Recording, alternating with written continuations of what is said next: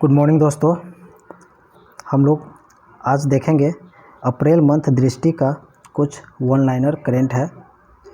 ये आपका यूपीएससी या BPSC, UP PCS, state PCS सभी के लिए बहुत ही महत्वपूर्ण क्वेश्चन हो जाता है अप्रैल मंथ दृष्टि मैगजीन से। तो हम लोग फर्स्ट क्वेश्चन को देखेंगे। फर्स्ट क्वेश्चन है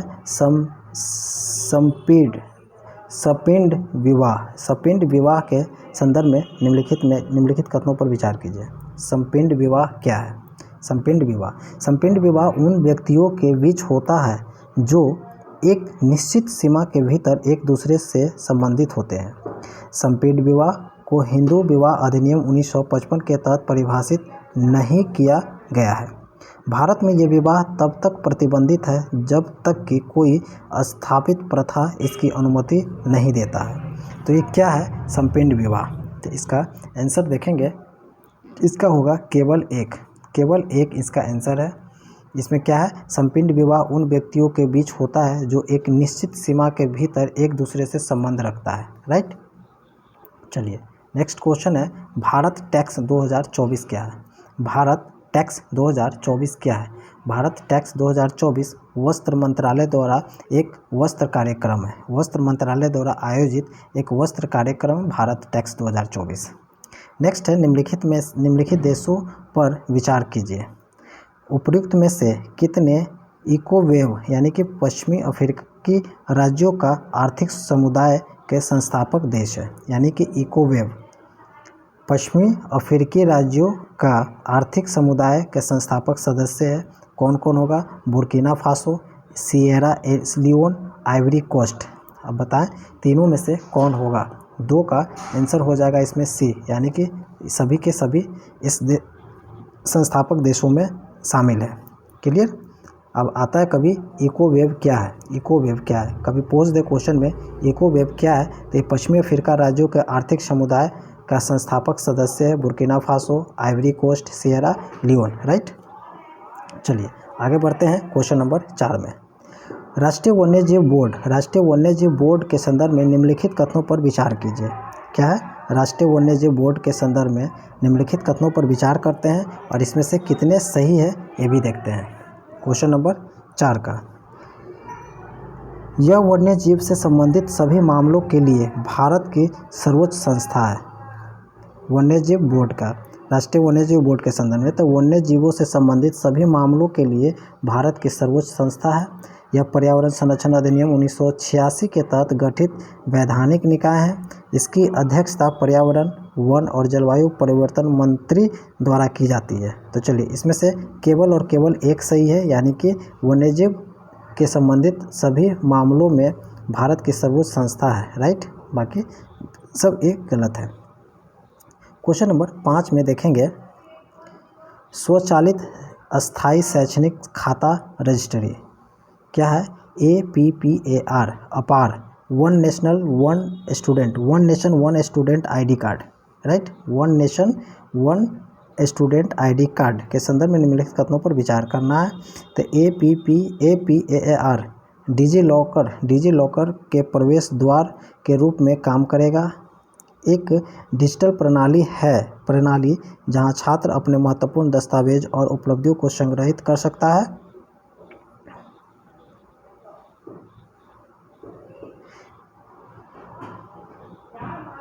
यह माता पिता की सहमति से अपने आधार नंबर का उपयोग करने वाले छात्रों को एक विशिष्ट पहचान संख्या प्रदान करता है।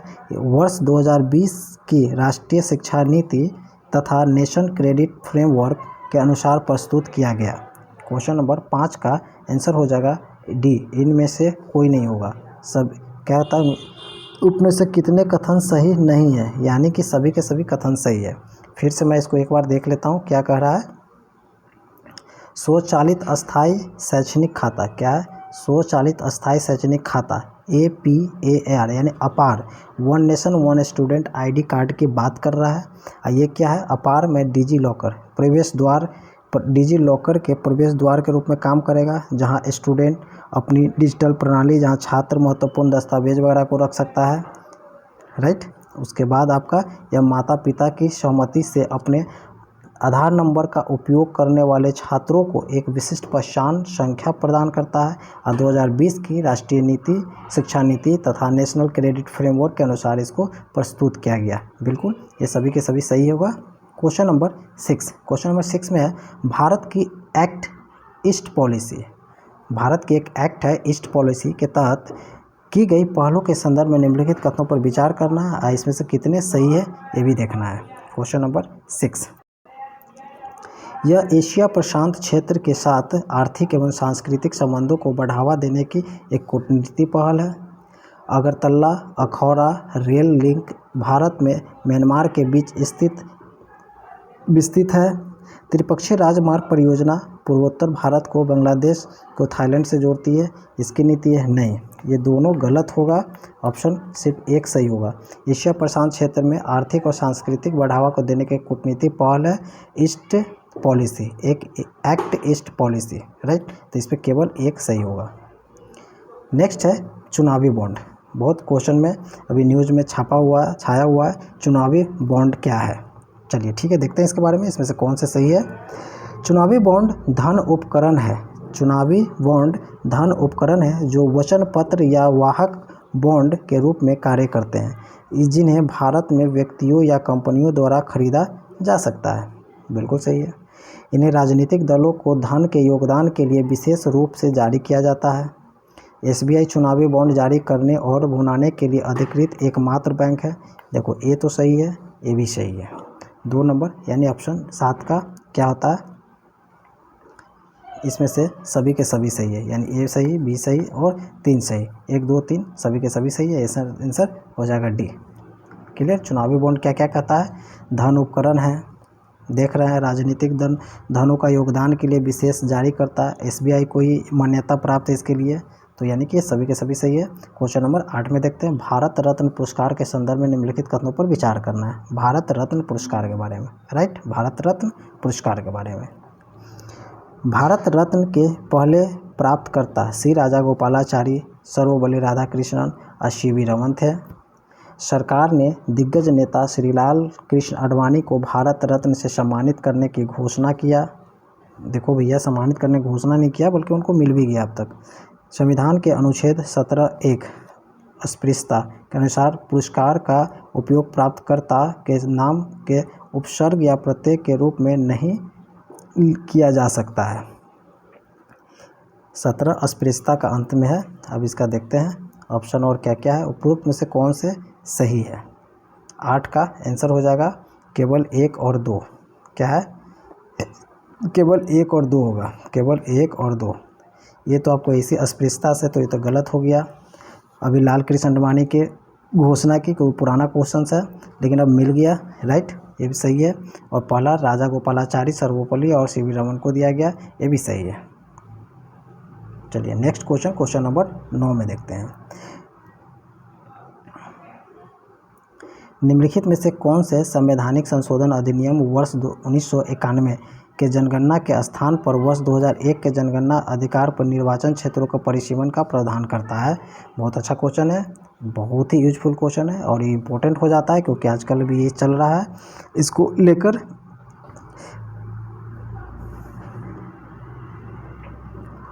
ये होगा ऑप्शन नंबर इसका डी हो जाएगा 9 का, राइट। 87वां संशोधन अधिनियम 2003 किया गया है, अभी जो 2000 कब तक किया गया, 2026 तक कर दिया है, राइट। अब देखते हैं क्वेश्चन नंबर 10। क्वेश्चन नंबर 10 में क्या है, निम्नलिखित कथनों पर विचार करना और कौन से सही है। देश के पहले कौशल भारत केंद्र का उद्घाटन एमपी इंदौर में किया गया।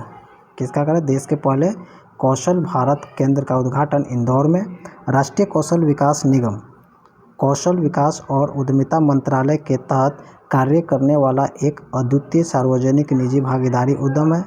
एनएसडीसी ने कुशल व्यावसायिक प्रशिक्षण पहल पर ध्यान केंद्रित करते हुए कौशल भारत मिशन को लागू करने के लिए निजी क्षेत्र के साथ साझेदारी की है। इसमें से कौन से सही होगा, क्वेश्चन नंबर 10 का इसका आंसर बी होगा, केवल और केवल 2 सही है, राइट। नेक्स्ट देखते हैं क्वेश्चन नंबर 11। क्वेश्चन नंबर 11 में क्या है?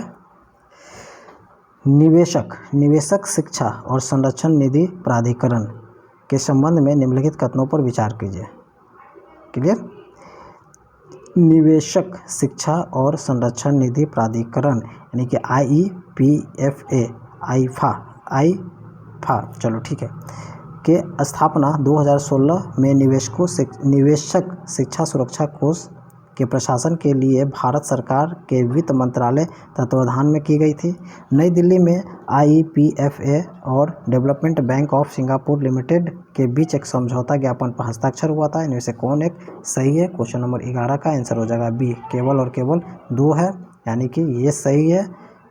आईफा और डेवलपमेंट बैंक सिंगापुर के लिए समझौता हुआ था, ये सही है, और 1 नंबर गलत है। क्वेश्चन नंबर 12 में क्या है? भारत दलहन उत्पादन के संबंध में कथनों पर विचार कीजिए।